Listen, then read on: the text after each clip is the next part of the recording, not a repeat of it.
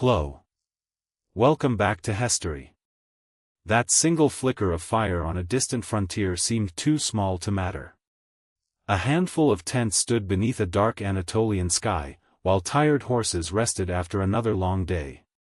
Around the campfire sat men who could not possibly imagine that future generations would speak of their descendants with awe, fear, admiration, and sorrow.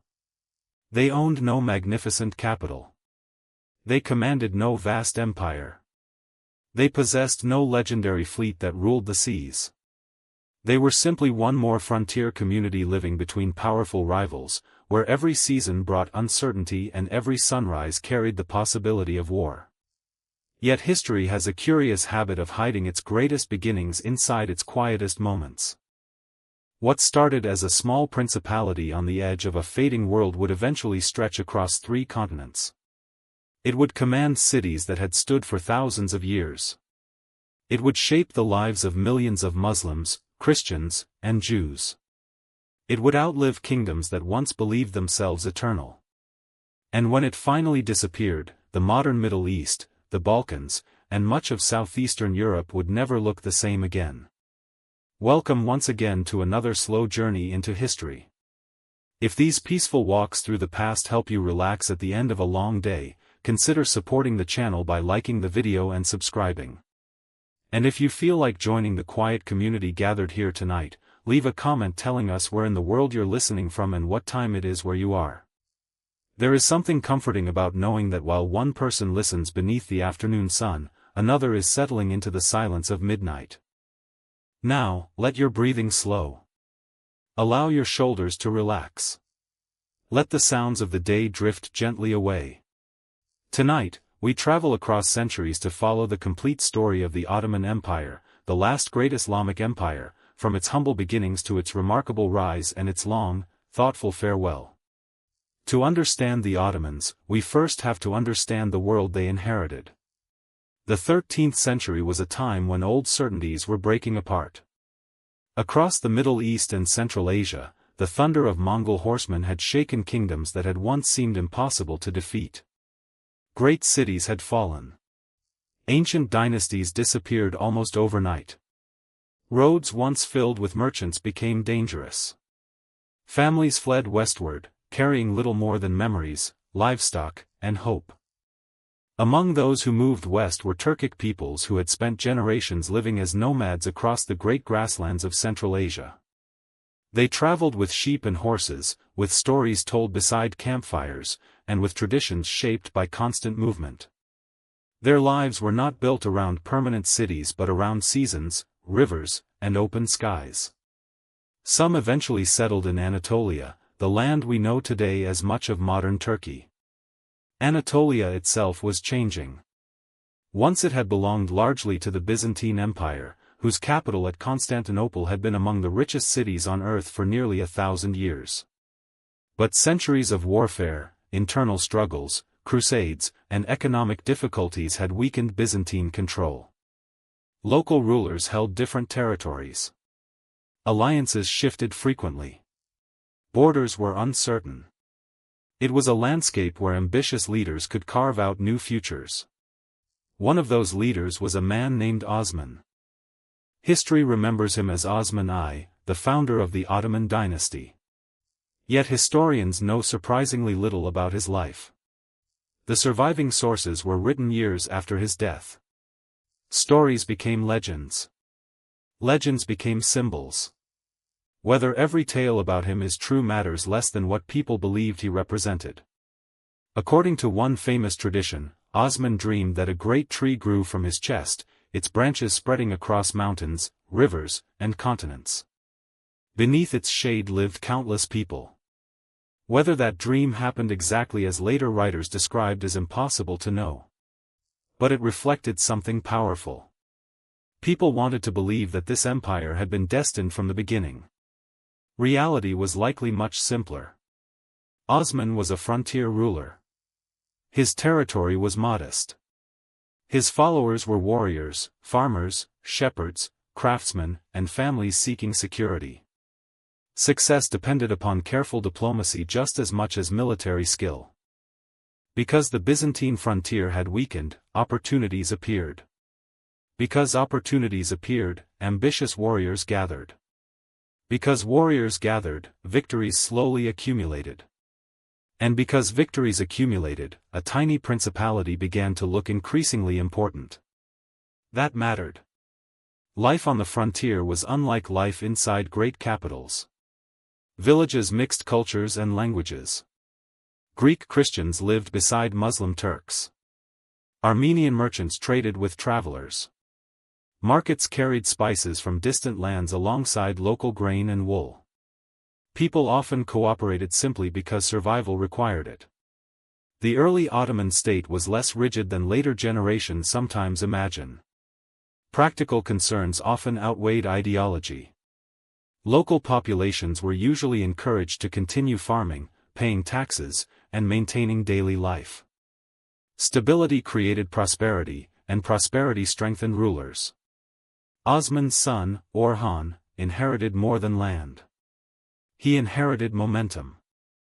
Momentum in history can be surprisingly powerful.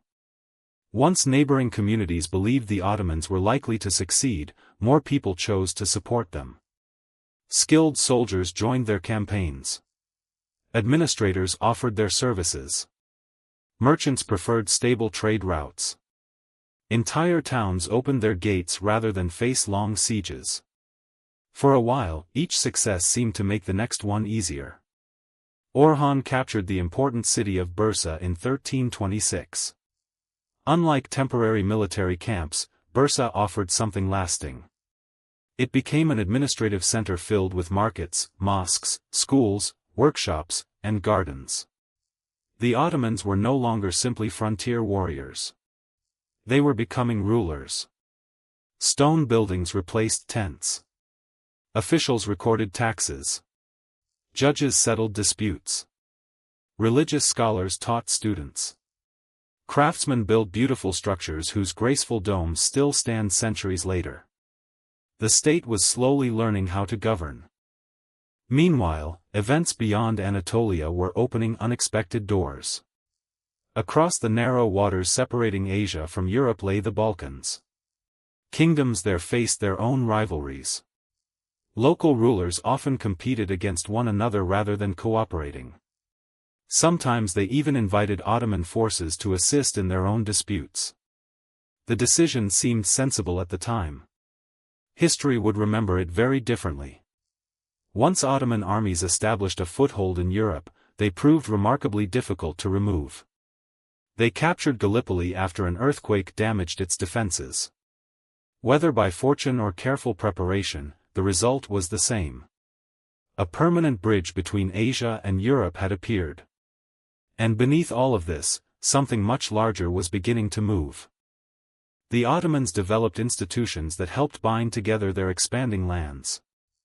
Soldiers were rewarded with land revenues instead of direct ownership. Governors administered provinces. Roads improved communication. Religious communities often retained considerable autonomy under their own leaders. The empire grew because conquest was followed by administration. Without administration, conquest rarely lasts. Murad I continued expanding Ottoman influence across southeastern Europe. His reign introduced new military structures that would become famous throughout the world. Among them were the Janissaries. History has flattened the Janissaries into symbols of military discipline, but their origins were more complicated. Many came through the Devshirme system, in which Christian boys from parts of the Balkans were recruited by the Ottoman state, converted to Islam, educated, and trained for military or administrative service. Today this practice remains deeply controversial. For some families it meant painful separation. For others, it offered remarkable opportunities unavailable elsewhere. Both realities existed simultaneously. Many Janissaries rose to extraordinary positions of influence, serving as generals, governors, even grand viziers. Yet their personal achievements cannot erase the emotional cost carried by families whose sons never returned home. History often contains these uncomfortable contradictions. By the late 14th century, Ottoman armies defeated powerful coalitions. Victories at battles like Kosovo became legendary in both Ottoman and Serbian historical memory. Each side remembered the same event differently. For the Ottomans, it demonstrated divine favor and military strength. For many Balkan peoples, it became a symbol of sacrifice and national identity. History rarely belongs to only one storyteller. Meanwhile, ordinary villagers continued harvesting wheat, tending sheep, raising children, repairing roofs before winter, and hoping taxes would not increase. Empires rise through extraordinary leaders. They survive because ordinary people continue living ordinary lives. Then came one of history's greatest shocks. Bayezid I expanded rapidly, earning a reputation for speed and ambition. Yet another conqueror had appeared far to the east. His name was Timur. Known in Europe as Tamerlane, Timur had assembled a vast empire through astonishing campaigns. His armies moved quickly across Persia, Central Asia, and beyond. Eventually, the two powers collided. The Battle of Ankara in 1402 changed everything. Bayezid was defeated and captured. The Ottoman Empire seemed ready to collapse. Many believed its remarkable rise had come to an end. Princes fought one another for succession. Provinces drifted away. Rivals regained confidence. For a moment, history paused. But only for a moment. The empire survived because its institutions proved stronger than one military defeat. Mehmed I gradually reunited divided territories. His son, Murad II, strengthened them further. Sometimes resilience matters more than uninterrupted success. The empire that emerged from this crisis was wiser, more cautious, and more organized than before. Yet one great prize still remained beyond Ottoman control. Constantinople. For over 1,000 years the city had stood between Europe and Asia, protected by enormous walls that had resisted countless attackers. Many believed those walls could never fall. Young Sultan Mehmed II believed otherwise. He was not a simple man. Highly educated, ambitious, fascinated by languages, history, engineering, and military science, Mehmed understood both symbolism and strategy. Capturing Constantinople would not merely expand territory. It would reshape world history. In 1453, after careful preparation, Ottoman forces surrounded the city. Massive cannons pounded ancient walls. Ships were famously transported over land to bypass defensive chains blocking the harbor. Inside Constantinople, defenders faced impossible odds. Priests prayed. Citizens repaired damaged walls each night. Families rationed food. Every sunrise brought another assault.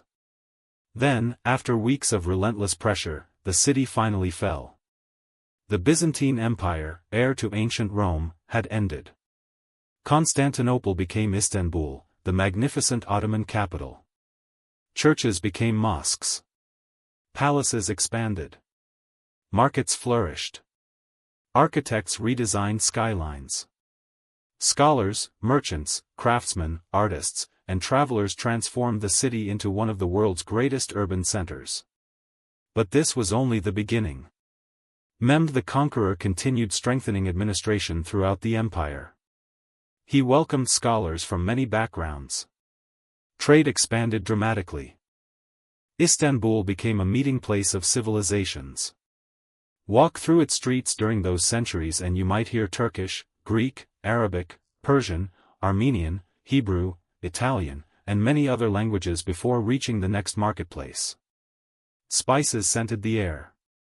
Ships crowded the harbors. Call to prayer echoed alongside church bells in different neighborhoods. The empire had become astonishingly diverse. Centuries passed. Sultans came and went. Some were brilliant. Others less capable. Yet the state continued expanding. Under Suleiman I, Ottoman armies defeated the Mamluk Sultanate and gained control over Syria, Egypt, and the holy cities of Mecca and Medina. This dramatically increased Ottoman prestige within the Islamic world.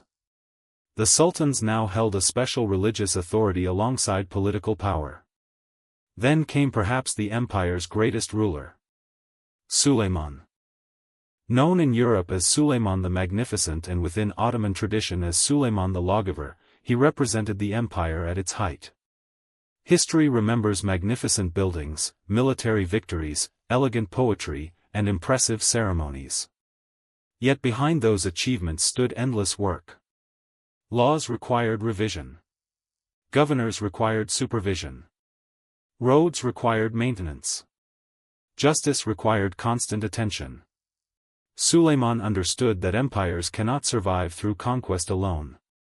His reign saw remarkable architectural achievements under the genius of Mimar Sinan. Graceful mosques rose above city skylines. Bridges connected communities. Aqueducts supplied fresh water. Hospitals cared for the sick. Schools educated generations. Many of these structures continue serving people today. The empire also dominated trade routes linking Europe, Asia, and Africa. Coffeehouses became gathering places where merchants discussed prices, travelers exchanged stories, scholars debated ideas, and ordinary citizens listened with quiet curiosity. Imagine entering one of those coffeehouses. Warm cups rested upon wooden tables. Smoke drifted gently upward. Outside, horses crossed cobbled streets. Somewhere nearby, craftsmen hammered metal. Children laughed in narrow alleys. Life continued beneath the shadow of imperial greatness. Yet greatness carries burdens. As territories expanded, governing them became increasingly difficult. Communication across 3 continents required months. Local governors sometimes pursued personal ambitions. Military campaigns grew expensive. European rivals adapted. New trade routes across the Atlantic reduced some traditional commercial advantages. The world itself was changing. The danger was not where many expected. It came slowly. Not through one dramatic defeat but through gradual shifts. Economic pressures. Administrative corruption. Technological competition. Changing global commerce. No single event caused Ottoman decline. History almost never works that way. The 17th century brought internal rebellions, financial strain, and growing military challenges. Janissaries, once symbols of discipline, increasingly became influential political actors resisting reforms. Powerful institutions that once strengthened the empire sometimes slowed necessary change. For ordinary families, these developments appeared differently. Taxes increased. Harvests sometimes failed. Local conflicts disrupted trade. Young men marched away to distant wars. Parents waited anxiously for news. Life inside an empire often feels very different from life described in royal chronicles. Still, the Ottomans endured. They adapted repeatedly. Some sultans attempted reforms. New schools opened. Military training evolved. Diplomats studied European governments more carefully. Printing, science, engineering, and administration slowly changed. For a time, it seemed possible that renewal would succeed. But pressures continued growing. Russia expanded southward. Austria challenged Ottoman influence in Europe. National movements spread across the Balkans. Ideas about identity and independence transformed politics. Communities that had lived together for centuries increasingly imagined separate futures. Wars followed. Each conflict weakened imperial confidence. Yet daily life remained surprisingly ordinary between crises. Markets opened each morning. Fishermen cast nets into the Bosphorus. Imams delivered sermons. Teachers instructed students. Caravans arrived carrying silk, fruit, carpets, and stories from distant provinces. History often remembers battles. People remember birthdays, weddings, friendships, and family meals. The 19th century introduced sweeping reforms known as the Tanzimat. Officials hoped modernization would preserve the empire. Legal systems changed. Infrastructure improved. Railways appeared. Telegraphs shortened communication that once required weeks. New educational institutions prepared future administrators. Some welcomed these reforms. Others feared losing cherished traditions. Both hopes and anxieties shaped the age. Meanwhile, European powers increasingly referred to the Ottoman Empire as the sick man of Europe. The phrase spread widely. It also oversimplified reality. The empire remained vast. Its cities remained vibrant. Its people remained resilient. Yet its political challenges had undeniably grown. Then came the Young Turk movement. Many believed constitutional government and modernization offered the best path forward. Political debates intensified. Old assumptions faced new questions. Could the empire survive by changing? Or had change arrived too late? Then history accelerated. The First World War engulfed continents. The Ottoman Empire joined the conflict alongside Germany and Austria-Hungary. Soldiers marched toward multiple fronts. Some fought in freezing mountains. Others crossed burning deserts. Families once again waited for letters. Many never received them. The Gallipoli campaign became one of the war's defining episodes.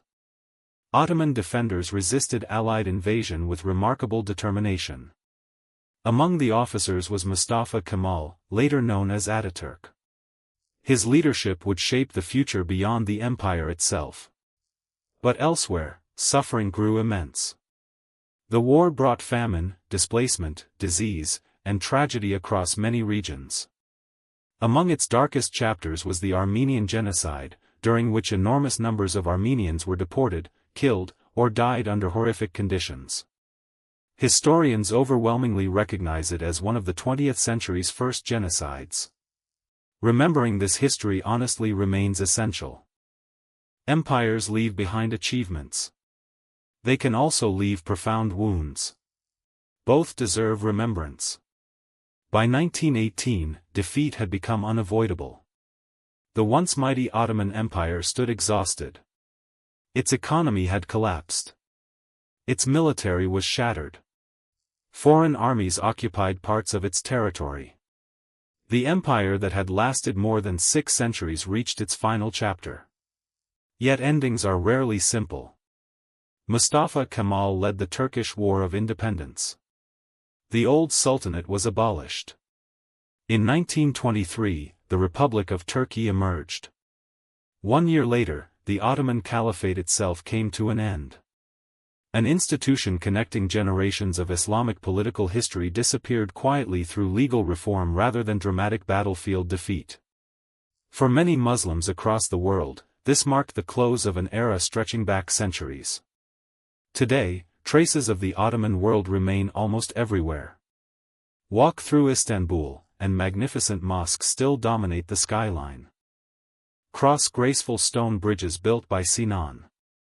Listen as ferries cross the Bosphorus between Europe and Asia.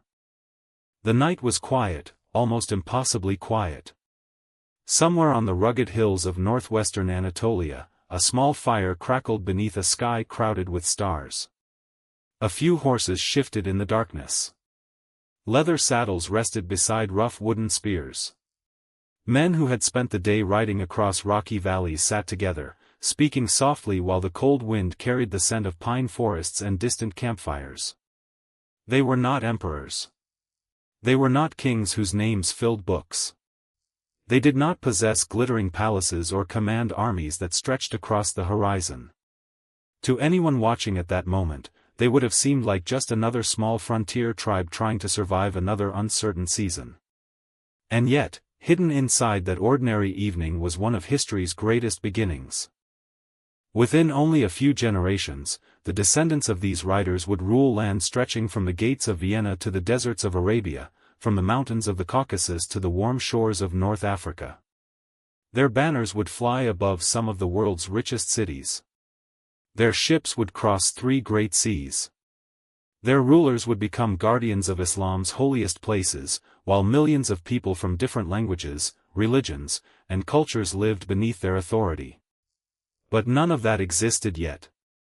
Tonight, we begin before the glory, before the magnificent mosques, before the mighty sultans, before Constantinople became Istanbul.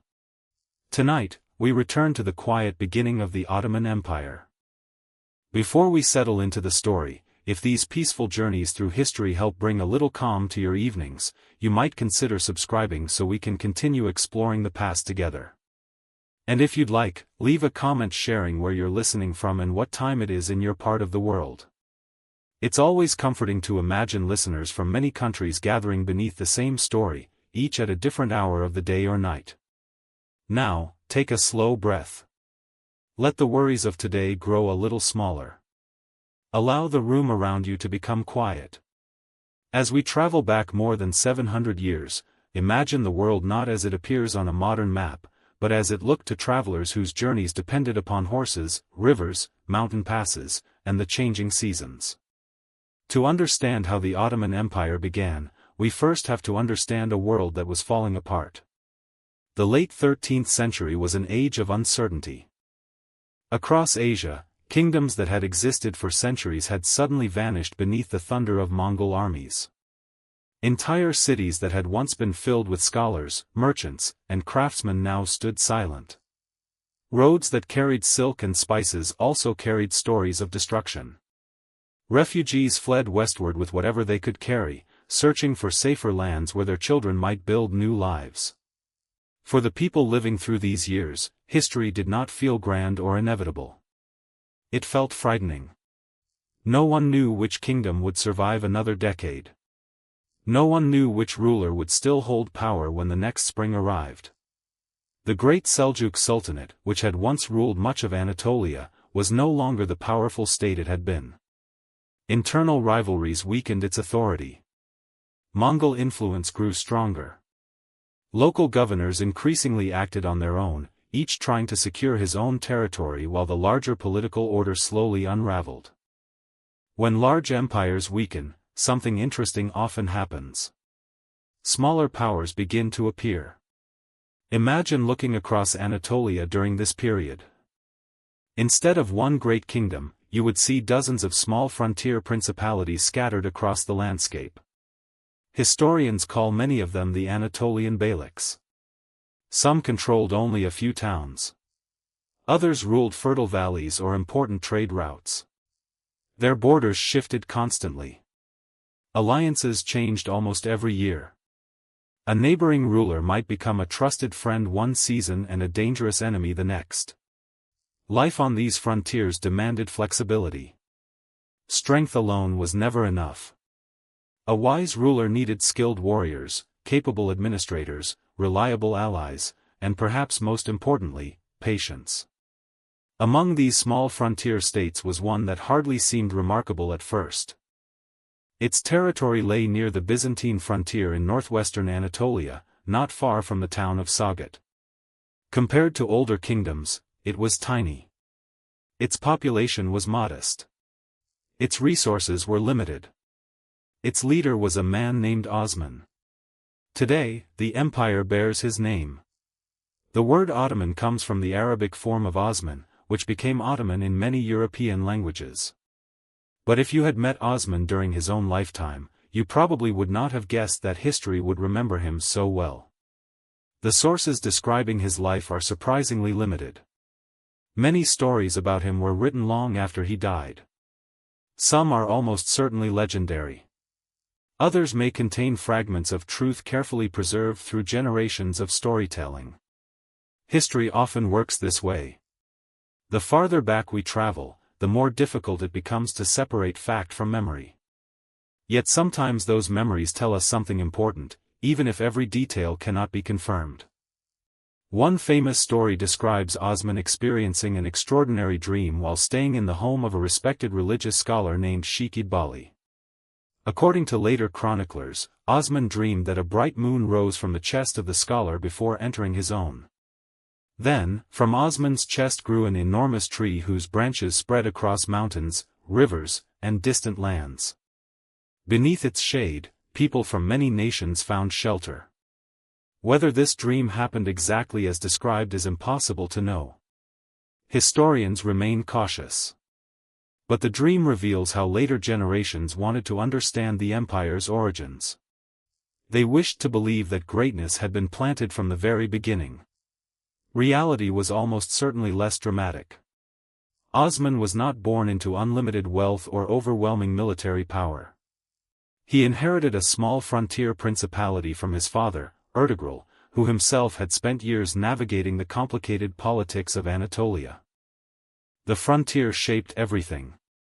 Here, Byzantine villages stood only a short ride away from Muslim settlements. Greek farmers harvested olives. Turkish shepherds guided their flocks through grassy hills. Armenian merchants traveled familiar roads carrying cloth, metal tools, wine, spices, and grain. Languages mixed in crowded marketplaces. Religious traditions existed side by side. Sometimes they competed. Often they simply coexisted. Daily survival usually mattered more than political ideology. This was not a world divided into simple categories of friend and enemy. It was far more human than that. A Christian blacksmith might repair the sword of a Muslim warrior. A Muslim merchant might depend upon Byzantine customers. Families traded with neighbors regardless of faith because everyone needed food, clothing, and security. The frontier encouraged practical cooperation. That practical spirit became one of Osman's greatest strengths. Rather than trying to conquer everything immediately, he built relationships. Warriors seeking opportunity joined his banner. Religious leaders respected his generosity. Villagers appreciated stability after years of uncertainty. Every small success attracted more supporters. And every new supporter made the next success a little easier. It was a slow process. History often imagines empires appearing almost overnight. The truth is usually much quieter. Most great empires begin with hundreds of ordinary decisions that seem unimportant at the time. A village chooses to accept new leadership instead of resisting. A merchant decides one road feels safer than another. A family settles near a growing town. A young warrior joins one leader instead of another. Each decision seems small. Together, they change the future.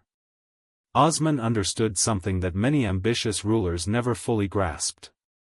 People rarely remain loyal simply because they are forced to. They remain loyal when life becomes more secure under new leadership. That simple idea would help shape the earliest foundations of what would one day become the Ottoman Empire. But the small frontier state still faced enormous challenges. To the west stood the aging but still formidable Byzantine Empire. To the east loomed the influence of the Mongols. Nearby rival beyliks watched carefully, always ready to take advantage of any weakness. For now, Osman's principality remained only one small player in a dangerous and unpredictable world. Yet beneath the quiet hills of Anatolia, history had already begun to move in a new direction. And what happened next would transform not only this small frontier community, but eventually the course of Europe, the Middle East, and the Islamic world itself. For a little while, almost no one outside northwestern Anatolia noticed. The Byzantine emperors had far greater concerns than one small Turkish frontier lord. Civil wars repeatedly weakened the empire from within. Rival claimants struggled for the throne. Noble families competed for influence. Tax revenues declined. Garrisons guarding distant frontiers often went unpaid for months at a time. Entire regions that had once answered confidently to Constantinople now relied more upon local commanders than the emperor himself. It was not that the Byzantine Empire had suddenly become powerless. Far from it. Its capital, Constantinople, remained one of the richest and most magnificent cities in the world. Towering walls of stone protected churches filled with golden mosaics. Great markets bustled with merchants arriving from Venice, Genoa, Egypt, the Black Sea, and beyond. Ships crowded the harbors, carrying silk, grain, olive oil, precious metals, and spices from distant lands. To many travelers, the city still seemed eternal. But appearances can be deceiving. An empire can possess magnificent walls while its foundations quietly weaken. That was exactly the world Osman inherited. Rather than attacking the Byzantine Empire head-on, Osman focused on its edges. The frontier was filled with small forts, isolated villages, and local governors who often received little support from the distant imperial government. Some communities defended themselves fiercely. Others preferred negotiation. Many simply wanted peace after generations of uncertainty. Osman understood that every victory mattered, but so did every agreement. When a town accepted his authority peacefully, he often allowed local people to remain on their land. Farmers continued planting wheat. Vineyards continued producing grapes. Blacksmiths remained at their forges. Churches generally continued functioning. Taxes were collected, but everyday life changed less dramatically than many people might have expected. This practical approach encouraged stability. And stability attracted more people. Families seeking security began settling within Ottoman territory. Craftsmen opened workshops.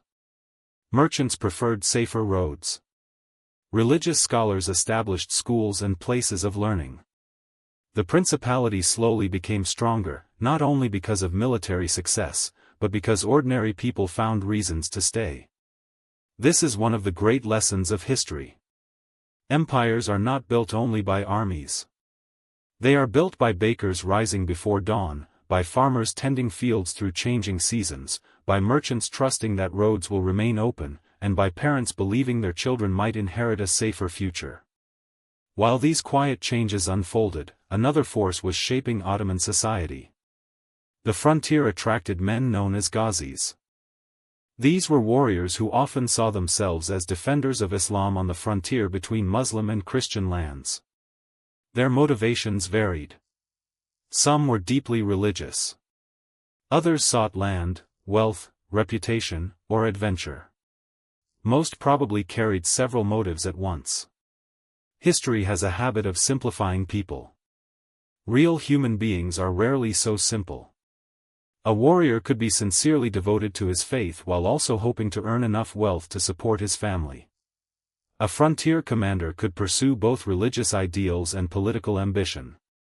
These different motivations often work together rather than against one another.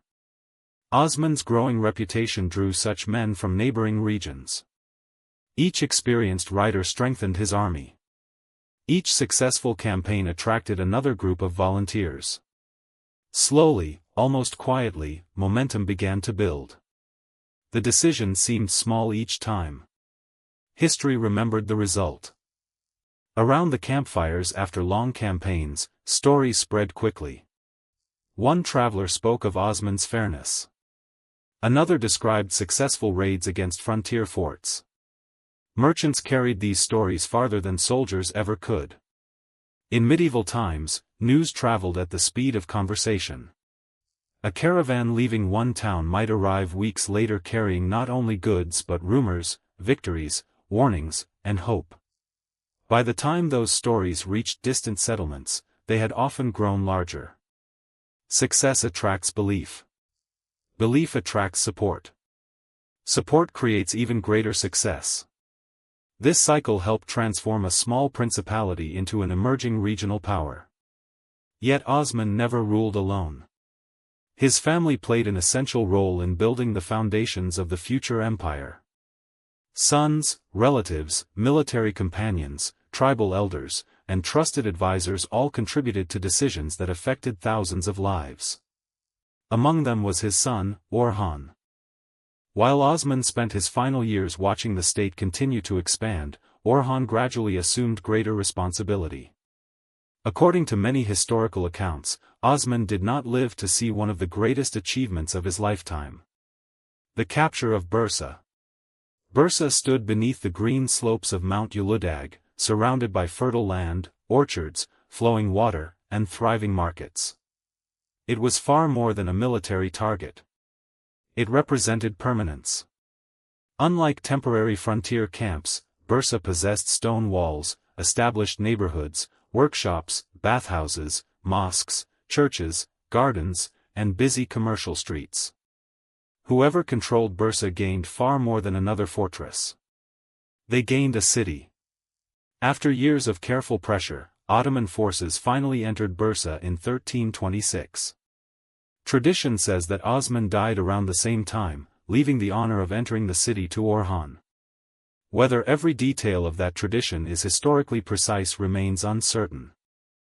But symbolically, it is remarkably fitting. The founder planted the seed. His son watched it become a tree. For the people of Bursa, life changed gradually rather than suddenly. The markets did not disappear overnight.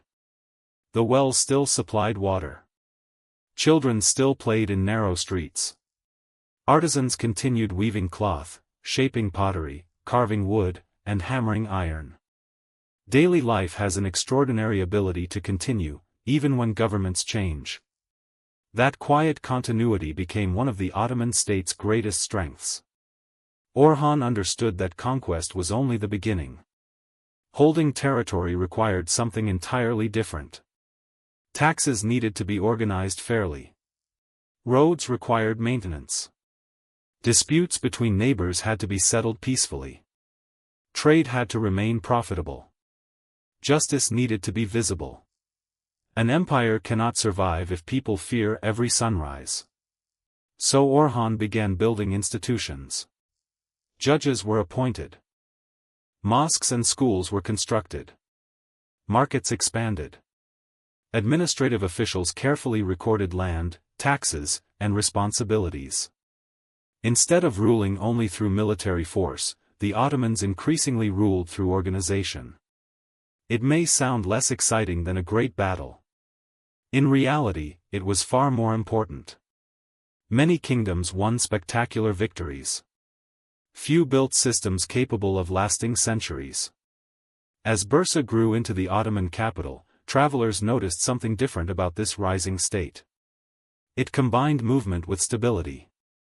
The ruling family still remembered its nomadic heritage. Horsemen continued crossing the frontier. Military campaigns remained common. Yet at the same time, permanent buildings rose from the earth. Stone replaced canvas. Libraries appeared beside marketplaces. Public kitchens served food to travelers and the poor. Hospitals cared for the sick. Religious foundations supported education and charity. The empire had not yet become great. But its character was beginning to take shape. Imagine walking through Bursa on a cool spring morning. The first call to prayer echoes across the rooftops. Shopkeepers lift heavy wooden shutters. Fresh bread fills the air with warmth. Copper workers begin striking metal with rhythmic precision. Carpets hang outside workshops, catching the morning light. Water flows gently through fountains built from smooth stone. Merchants greet familiar customers in Turkish, Greek, Persian, and Arabic. Children weave through crowded streets chasing one another without much concern for politics. Above them all rises the quiet confidence of a city discovering that it has become the heart of something new. Yet even as life became more settled in Bursa, events beyond the city walls were preparing the Ottomans for an even greater transformation. Across the narrow waters of the Dardanelles lay Europe. Its kingdoms were divided. Its rulers competed constantly. Civil wars weakened old alliances. The Byzantine Empire itself sometimes asked Turkish forces to support one rival against another. To those making these decisions, they seemed practical. Temporary. Necessary. Few imagined that inviting Ottoman soldiers into European affairs would alter the balance of power for centuries. Sometimes history changes because of one great battle. Sometimes it changes because someone believes a temporary solution will remain temporary. This was one of those moments. The Ottomans had become masters of opportunity. They did not rush recklessly into every conflict. They waited. They watched. They acted when circumstances favored them. And before long, the frontier that had once marked the edge of their world would become the gateway to an entirely new continent. The empire was still young. Its greatest victories were yet to come. And beyond the calm waters separating Asia from Europe, history was quietly opening a door that would never fully close. The crossing itself seemed almost ordinary. A few ships moved quietly across the narrow waters that separate Asia from Europe. Soldiers stepped onto unfamiliar shores carrying bows, spears, food, and the hopes of their commanders. Fishermen watched from the coastline. Farmers continued working their fields. Small villages woke to another peaceful morning without realizing they were witnessing the beginning of one of history's most important transformations. Europe had always seemed close enough to see across the water. Now, for the Ottomans, it was close enough to reach. To understand why this moment mattered so deeply, we need to step back for just a little while. The Balkans in the 14th century were not united under a single powerful kingdom.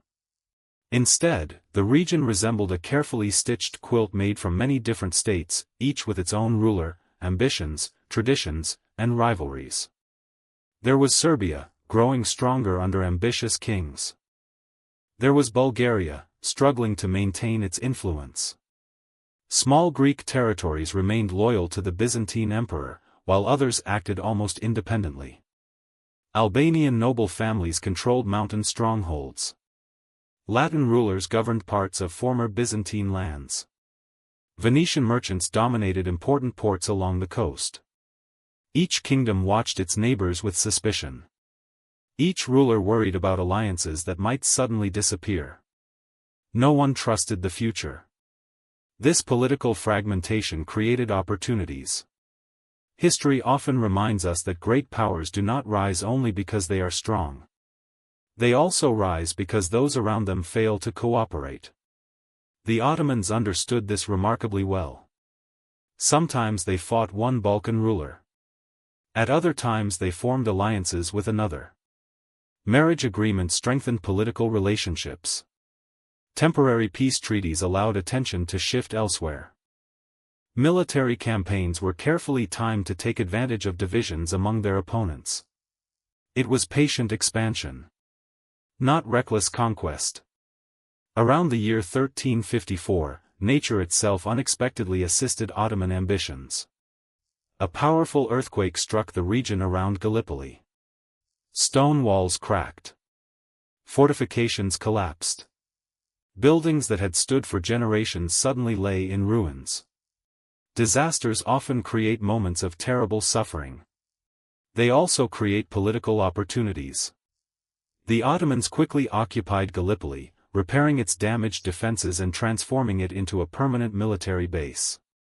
What had begun as occasional crossings into Europe now became something much more significant. They had established a lasting foothold. For the first time, the Ottoman state possessed territory on both sides of the Dardanelles. That changed everything. Fresh soldiers could now move more easily into southeastern Europe. Supplies crossed the narrow straits with increasing regularity. Officials followed the armies. Merchants followed the officials. Families followed the merchants. Where armies create security, settlements often grow. And where settlements grow, empires begin to take root. Back in Bursa, life continued to flourish. Caravans arrived almost daily. Silk from Persia. Fine fabrics from Syria. Timber from the forests. Olive oil, honey, dried fruit, leather, horses, and beautifully crafted metalwork all filled the city's expanding markets. Walk through those markets in your imagination. The narrow streets are shaded by wooden roofs protecting shoppers from the summer sun. A spice merchant carefully opens sacks filled with cinnamon, saffron, and black pepper. Nearby, a coppersmith polishes shining bowls that catch the morning light. Children run between stalls carrying fresh bread for their families. Travelers stop to rest before continuing their long journeys. The sounds are surprisingly gentle. Conversations overlap in several languages. Coins clink softly across wooden counters. Somewhere nearby, water flows steadily through an old fountain. Empires are remembered for battles. Their citizens usually remember marketplaces. Meanwhile, Orhan continued strengthening the state's institutions. The Ottomans were learning an important lesson. Military victories could capture land. Only good government could keep it.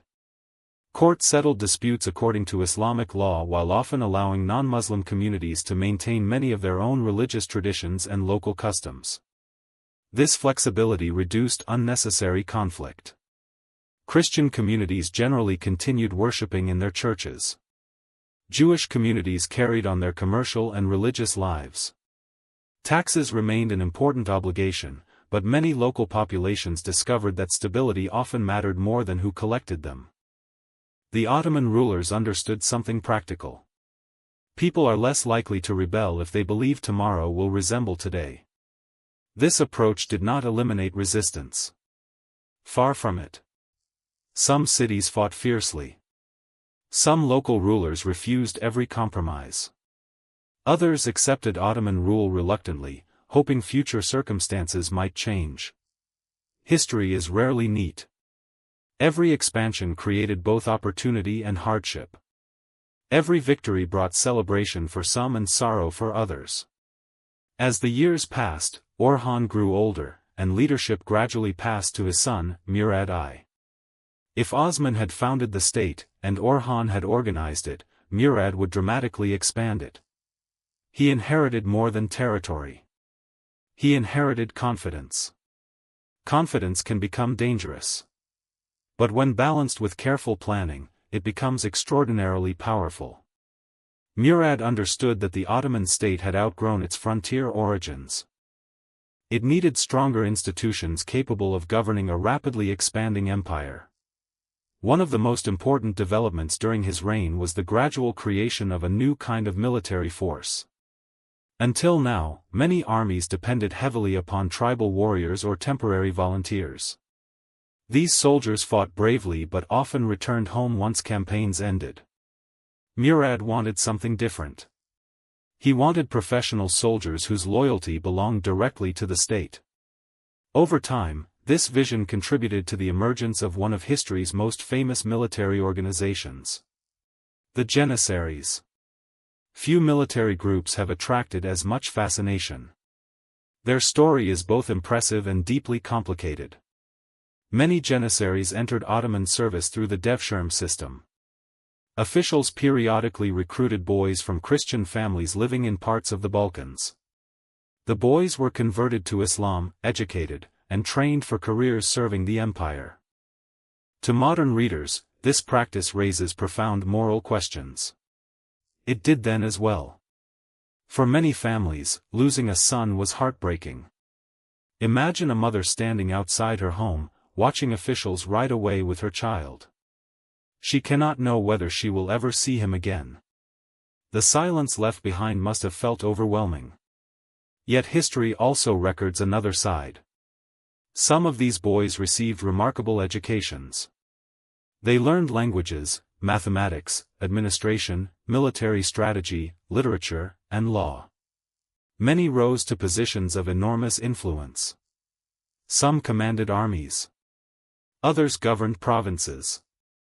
A few became grand viziers, effectively leading the empire beneath the sultan himself. The same institution created opportunity and suffering at once. History often asks us to hold uncomfortable truths together. Simple answers rarely survive close examination. The Janissaries became famous for their discipline. They trained constantly.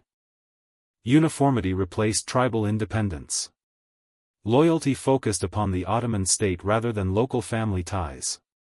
European observers frequently admired, and feared, their professionalism. As Ottoman armies grew stronger, so did their reputation. News traveled quickly. Merchants carried stories from one kingdom to another. Pilgrims repeated tales heard along distant roads. Diplomats sent carefully written letters describing the expanding power rising in Anatolia. Kings began paying closer attention. Some prepared defenses. Others searched for alliances. Still others underestimated the danger. That mistake would prove costly. Murad's campaigns gradually extended Ottoman influence across much of the Balkans. City after city entered the growing empire. Sometimes after fierce resistance. Sometimes through negotiation. Sometimes because rival rulers had weakened themselves through endless conflict. The Ottoman advance was rarely unstoppable. There were setbacks. There were failed sieges. There were difficult winters when supply lines stretched dangerously thin. Armies grew hungry. Horses weakened. Rain turned roads into rivers of mud. Commanders made mistakes. Soldiers became exhausted. History remembers victories. Those who lived through campaigns remembered cold nights, sore feet, broken equipment, and long months away from home. Imagine an ordinary Ottoman soldier during one of these expeditions. He wakes before sunrise. His cloak is damp with morning dew. Breakfast consists of coarse bread, dried cheese, and water. His armor feels heavier every day. He misses his family. He wonders whether his children have grown taller since he left. He has heard rumors of another battle ahead. No one knows exactly when it will come. These human moments rarely appear in official chronicles. Yet they formed the true experience of empire. Back in villages scattered across the Balkans, ordinary people listened anxiously for approaching riders. Some feared invasion. Others hoped new rulers might finally bring stability after years of conflict. Many simply wished to protect their families from whichever army happened to arrive. For ordinary people, political maps meant very little. Safe harvests meant everything. As Ottoman influence expanded, another important decision quietly reshaped the future. Murad established a new capital at Adrianople, known today as Edirne. The choice was practical. Located much closer to European territories than Bursa, Edirne allowed faster communication with the expanding Balkan frontier. From its busy streets, imperial officials coordinated campaigns, collected taxes, welcomed foreign ambassadors, and governed an increasingly complex realm. The empire itself was changing. It was no longer merely an Anatolian state reaching occasionally into Europe. It was becoming a truly transcontinental power. And beneath all of these remarkable successes, another challenge was slowly approaching. The neighboring kingdoms had begun to understand the scale of the Ottoman threat. Old rivals who had once spent years fighting each other now faced a difficult question. Could they put aside their differences before it was too late? The answer would be tested on a battlefield that generations would remember by a single name: Kosovo. And there, the story of the Ottoman Empire would enter an entirely new chapter. By the late summer of 1389, the fields of Kosovo were no longer simply farmland. The tall grasses bent beneath the weight of thousands of soldiers. Horses stamped impatiently against the earth. Campfires flickered across the plain as darkness settled over southeastern Europe. The smell of wood smoke mixed with leather, iron, and damp soil after evening rain. Somewhere in the distance, priests offered prayers. Not far away, imams quietly recited verses from the Quran. Men on both sides sharpened swords that they hoped they would never truly need. Many of them would not live to see another sunrise. Yet none of them could know that historians would still speak about this battlefield more than 600 years later. The Battle of Kosovo occupies a remarkable place in history. Not because every detail is perfectly understood. In fact, historians continue debating many aspects of what happened that day. Different chronicles describe different events. Serbian traditions preserved one memory. Ottoman writers emphasized another. Later generations added heroes, miracles, betrayals, and acts of extraordinary courage that became part of national identity. History and memory are close companions. But they are not always the same thing. What seems certain is that Sultan Murad I led a large Ottoman army into the Balkans to confront a coalition of Christian rulers led principally by Prince Lazar of Serbia. Both sides understood what was at stake. If the coalition succeeded, Ottoman expansion into Europe might be slowed, perhaps even stopped. If the Ottomans won, their position in the Balkans would become stronger than ever before.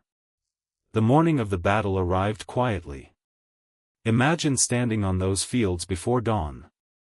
A thin mist hangs close to the ground. The air feels cool against your face. Thousands of soldiers wait in almost complete silence. Some grip prayer beads. Others quietly whisper farewell messages to friends standing beside them. A few simply stare across the plain, wondering whether they will still be alive when the sun begins to set. History often remembers kings. Battlefields remember ordinary people. When the fighting finally began, the peaceful landscape disappeared beneath noise and confusion. War in the medieval world was exhausting. Heavy armor grew hot beneath the summer sun. Archers released wave after wave of arrows. Cavalry charged across uneven ground. Dust rose into the air, making it difficult to see what was happening even a short distance away. Orders became difficult to hear. Messengers struggled to find commanders. Small victories in one corner of the battlefield could become disasters somewhere else. For hours, uncertainty ruled everything. Eventually, the Ottomans emerged victorious. But victory came at an extraordinary cost. During or shortly after the battle, Sultan Murad I was killed. According to the most famous tradition, a Serbian noble named Miloš Obilić gained access to the Ottoman camp and fatally wounded the Sultan. Whether every detail happened exactly as later stories describe remains uncertain. The historical sources differ. What seems likely is that Murad died during the campaign, becoming the first Ottoman sultan to fall on the battlefield. His death transformed the meaning of the victory. The empire had won. Its ruler had not survived to enjoy the triumph. Leadership now passed quickly to Murad's son, Bayezid. History would remember him by a striking nickname. Bayezid the Thunderbolt. The name reflected his speed. Contemporary observers often remarked upon how rapidly he moved armies across difficult terrain. He understood that hesitation after Kosovo could prove dangerous. An empire expanding so quickly could not afford uncertainty at the top. Bayezid secured his authority with remarkable determination. Some of his decisions remain controversial even today. Like many medieval dynasties, the Ottoman ruling family faced the constant danger of civil war between rival princes. Succession was rarely peaceful. The struggle to prevent one conflict often created another. It was a harsh reality shared by many kingdoms across Europe, Asia, and the Middle East. Bayezid wasted little time continuing Ottoman expansion. The Balkans remained his primary focus. Many local rulers accepted Ottoman authority rather than risk further warfare. Others resisted. Some changed sides more than once. Political survival often required flexibility. Imagine being the ruler of a small Balkan principality during these years. Your kingdom sits between larger powers. To one side stands Hungary. To another, Venice. Nearby are ambitious Serbian nobles. Beyond them rides the growing Ottoman army. Every alliance carries risks. Every treaty may become meaningless within months. Every decision affects thousands of families. History sometimes criticizes leaders for changing sides. Those living through such uncertainty often had very few comfortable choices. Meanwhile, the Ottoman capital at Edirne continued growing. Officials copied documents by candlelight late into the evening. Tax records filled shelves inside government offices. Merchants from distant cities crowded caravanserais where travelers exchanged news from every corner of the empire. A visitor walking through Edirne might hear Turkish spoken beside Greek, Persian, Arabic, Slavic languages, Armenian, and Italian. Empires become crossroads. People bring more than goods. They carry ideas. Religious scholars debated theology inside quiet courtyards. Engineers discussed bridges and fortifications. Doctors studied medical texts translated from Arabic, Persian, and Greek traditions. Poets composed verses celebrating love, faith, gardens, and the passing of time. The Ottoman world was becoming increasingly sophisticated. Its strength rested not only upon soldiers, but also upon administrators, judges, architects, craftsmen, teachers, and merchants. This balance between military power and civil administration helped explain why the empire continued growing while many neighboring states struggled with instability. But history rarely allows success to continue uninterrupted. Far beyond Anatolia, another conqueror had begun reshaping Asia. His name inspired both admiration and fear. Timur.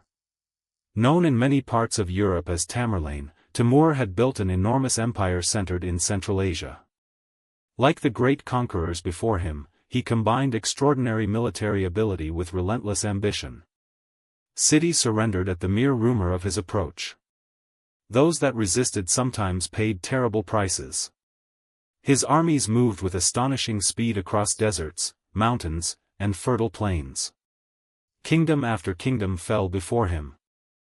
At first, Timur and Bayezid watched one another from a distance. Each ruler considered himself powerful. Each believed his authority deserved recognition. Letters passed between them. Some were respectful. Others became increasingly sharp. Pride entered the conversation. So did suspicion. Neither ruler wished to appear weak.